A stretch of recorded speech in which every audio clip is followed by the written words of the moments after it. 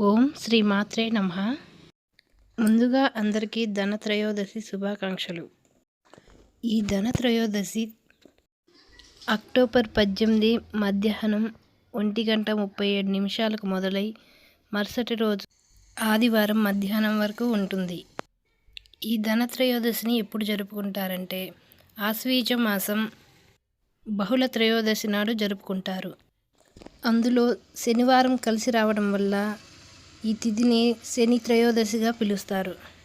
ఈ ధనత్రయోదశి నాడు పూజ ఎలా చేసుకోవాలి, బంగారం వెండి కొనలేని సమక్షంలో ఏ వస్తువుని ఇంటికి తెచ్చుకోవాలో, ఏ వస్తువుని ఇంటికి తీసుకురాకూడదో ఈ వీడియోలో పూర్తిగా ఎక్స్ప్లెనేషన్ చేస్తాను.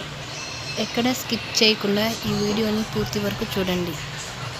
ముందుగా మనం దేవుడి గదిని శుభ్రం చేసుకొని అమ్మవారికి ఎంతో ఇష్టమైన పద్మం ముగ్గు వేసుకోవాలి. ఆ తరువాత పీఠం ఉంటే పీఠం పైన ఎర్రటి వస్త్రం పరిచి అమ్మవారి విగ్రహాన్ని ప్రతిష్ఠించాలి.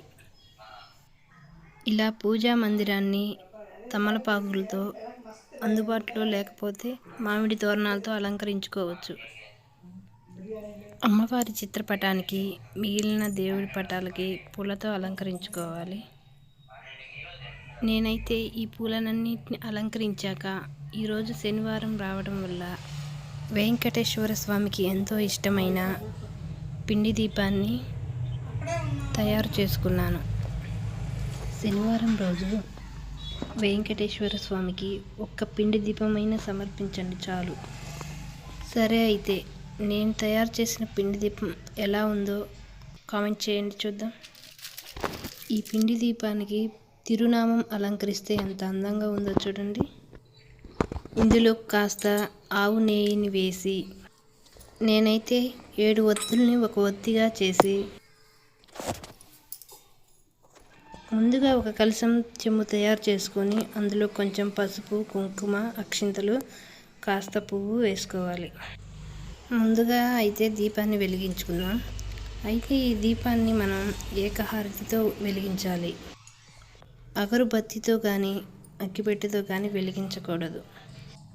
చివరిగా ఈ పిండి దీపాన్ని కూడా వెలిగించాలి. దీపాన్ని వెలిగించేటప్పుడు ఖచ్చితంగా ఒక మంత్రాన్ని చదవాలి. ఆ మంత్రం ఏమిటో చెప్తా వినండి. శుభం కరోతి కళ్యాణం ఆరోగ్యం ధన సంపద శత్రుబుద్ధి వినాశాయ దీపజ్యోతి నమోస్తుతే దీపజ్యోతి నమోస్తుతే. దీపం వెలిగించాక ఖచ్చితంగా ఆ దీపానికి పసుపు, కుంకుమ, గంధము మరియు అక్షింతలు, పూలతో అలంకరించాలి. అలా పెట్టని ఎడల ఆ దీపానికి అర్థమే లేదు, అనగా ఆ దీపం నిర్జీవ దీపంతో సమానమని చెప్పాలి. అందుకని దీపం వెలిగించాక పసుపు, కుంకుమ బెట్టు పెట్టి 2 అక్షింతలు వేసి ఒక పువ్వుని సమర్పించాలి. అప్పుడే ఆ దీపానికి సజీవ దీపం అని పేరు. ఆ తరువాత లక్ష్మీదేవిని కొన్ని అక్షింతలతో ఓం శ్రీ మాత్రే నమః అని 11 సార్లు కానీ 21 సార్లు కానీ పూజించవచ్చు. ఈరోజు అమ్మవారికి ఎంతో ఇష్టమైన ఎరుపు రంగు పూలు, నీలం రంగు పూలు, పసుపు రంగు పూలతో అలంకరించుకోవాలి. ఈరోజు అమ్మవారికి అష్టోత్తర శతనామావళితో పూజ చేస్తే చాలా మంచి ఫలితం ఉంటుంది. నేనైతే అమ్మవారికి పసుపు మరియు కుంకుమతో మరియు అక్షింతలతో ఈ అష్టోత్తర శతనామావళి పూజను చేశాను. ఈ ధనత్రయోదశి నాడు ప్రదోష కాలంలో యమద్వీపాన్ని ఇంటికి దక్షిణం దిక్కున వెలిగించాలి. ఈ యమద్వీపాన్ని వెలిగించడం ద్వారా అపమృత్యు దోషాలు తొలగిపోతాయని నమ్మకం. పూజ చేశాక అమ్మవారికి ధూపాన్ని, దీపాన్ని సమర్పించాలి.